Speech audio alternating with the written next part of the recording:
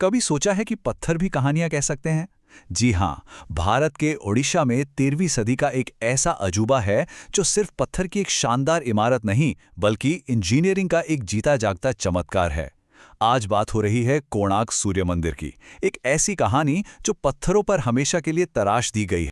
तो जरा सोचिए, क्या हो अगर 750 साल पुराना एक मंदिर सिर्फ पूजा की जगह ना हो, बल्कि पत्थर से बनी एक विशाल चलती फिरती घड़ी भी हो। यही कोणार्क का असली रहस्य है। एक ऐसी जगह जहां विज्ञान, कला और आध्यात्मिकता का संगम होता है। और ये सिर्फ एक सवाल नहीं है, बल्कि एक हकीकत है जिसे आज हम समझने वाले हैं। तो चलिए सबसे पहले समझते हैं कि यह मंदिर आखिर है क्या। इसकी जो भव्यता है ना, वो इसकी बनावट के पीछे की सोच में छिपी है। इसे हिंदू सूर्यदेव सूर्य के लिए एक बहुत बड़े पत्थर के रथ के रूप में बनाया गया था। मतलब ऐसा लगता है मानो वो सच में आसमान में अपनी यात्रा पर निकले हों। तो बात है करीब 1250 ईस्वी की, जब राजा नरसिंहदेव प्रथम ने इस कमाल के प्रोजेक्ट की नींव रखी। मंदिर के बेस पर सप्ताह के 7 दिनों को दिखाते हुए 7 ताकतवर घोड़े बनाए गए हैं और पूरा का पूरा ढांचा 24 बारीक नक्काशी वाले पहियों पर खड़ा है। जरा कल्पना कीजिए, बंगाल की खाड़ी से गुजरने वाले यूरोपियन नाविकों के लिए इसका विशाल काला शिखर किसी लाइट हाउस जैसा दिखता होगा। इसीलिए तो उन्होंने इसे नाम दिया ब्लैक पगोड़ा। अब आते हैं मंदिर के सबसे हैरान कर देने वाले रहस्य पर।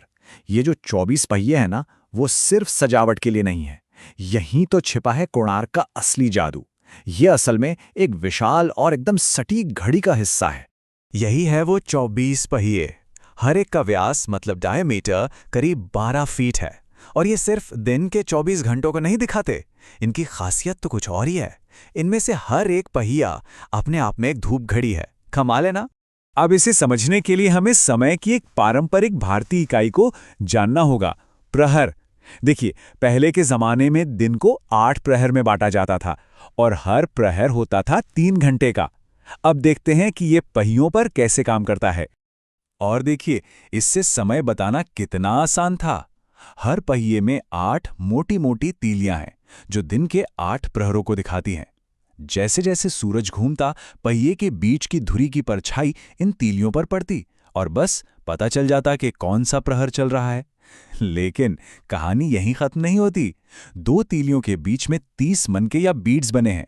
परछाई जिस मनके पर होती, उससे मिनट का भी पता चल जाता, क्योंकि हर मन का 3 मिनट का था। सोचिए जरा, 13वीं सदी की इंजीनियरिंग का ये क्या शानदार नमूना है। कोणार्क सिर्फ इंजीनियरिंग का ही नहीं, बल्कि कला का भी एक बेजोड़ खजाना है। तो चलिए अब इसकी इंजीनियरिंग से हटकर इसकी दीवारों पर उकेरी गई कला की दुनिया में चलते हैं। नोबेल पुरस्कार विजेता रविंद्रनाथ टैगोर ने इसे देखकर कहा था, और क्या खूब कहा था, यहां पत्थर की भाषा मनुष्य की भाषा से बढ़कर है। मतलब यहां के पत्थर खुद बोलते हैं, अपनी कहानी सुनाते हैं। मंदिर की दीवारें मानो एक खुली किताब है, 13वीं सदी के जीवन का एक जीता जागता दस्तावेज। यहां देवी देवताओं से लेकर संगीतकारों और नाचने वालों तक की मूर्तियां हैं। पर सबसे दिलचस्प तो है उस जमाने के आम जीवन की झलकियां, जैसे शिकार के सीन, व्यापार के लिए जाते कारवां, गुरु और शिष्य, और हाँ, जीवन का जश्न मनाती कामुक मूर्तियां भी। ये सब मिलकर मध्यकालीन भारत का एक स्नैपशॉट बनाते हैं जो पत्थर में हमेशा के लिए कैद हो गया है। हर महान इमारत के पीछे कुछ इंसानी कहानियां भी होती हैं। कोणार्क के साथ भी ऐसा ही है। यहां जुड़ी है धर्मपद की एक दिल को छू लेने वाली कहानी। एक ऐसी कहानी जो इस पत्थर के स्मारक में एक आत्मा डाल देती है। कहानी कुछ यूं है कि जब 1200 कारीगर मंदिर का सबसे ऊपरी आखिरी पत्थर लगाने में नाकाम हो गए, तो मुख्य आर्किटेक्ट के 12 साल के बेटे धर्मपद ने वो काम कर दिखाया। लेकिन बाकी कारीगरों को डर सताने लगा कि अगर राजा को यह पता चला तो वो उन्हें सजा देंगे। तो उन सभी 1200 कारीगरों को बचाने के लिए धर्मपद ने मंदिर के शिखर से कूदकर अपनी जान दे दी। हालांकि इतिहास में इस कहानी का कोई पुख्ता सबूत तो नहीं मिलता, पर यह कथा आज भी त्याग और असाधारण प्रतिभा का प्रतीक मानी जाती है। तो अब एक बड़ा सवाल उठता है, इतना शानदार, इतना भव्य ढांचा आज खंडहर क्यों है? ये एक ऐसा रहस्य है जिस पर इतिहासकार आज भी बहस करते हैं। ये टाइमलाइन मंदिर के सफर को दिखाती है। 13वीं सदी में ये बनकर तैयार हुआ और 16वीं सदी तक तो ये एक बहुत ही मशहूर और पूजनीय स्थल था। लेकिन फिर हालात बदलने लगे। करीब 1568 के आसपास हमलों की बातें सामने आती हैं और 18वीं सदी आते आते ये पूरी तरह वीरान हो चुका था। और फिर 1837 में इसका 200 फीट से भी ऊंचा मुख्य शिखर ढह गया। आज हम जो देखते हैं वो बस उस महान संरचना का एक हिस्सा भर है। इसके गिरने के पीछे दो मुख्य थ्योरीज हैं। एक तरफ कुछ लोगों का मानना है कि यह कुदरती वजहों से हुआ, शायद नींव कमजोर थी, या फिर जिस खोंडालाइट पत्थर से ये बना वो समय के साथ कमजोर पड़ गया। वहीं दूसरी थ्योरी यह है कि इसे जानबूझकर तोड़ा गया, सदियों से हुए हमलों का ये नतीजा था। असली वजह शायद इन दोनों के बीच कहीं छिपी है, लेकिन ये बहस आज भी जारी है। भले ही आज ये मंदिर पूरा नहीं है, लेकिन कोणार्क की विरासत आज भी जिंदा है।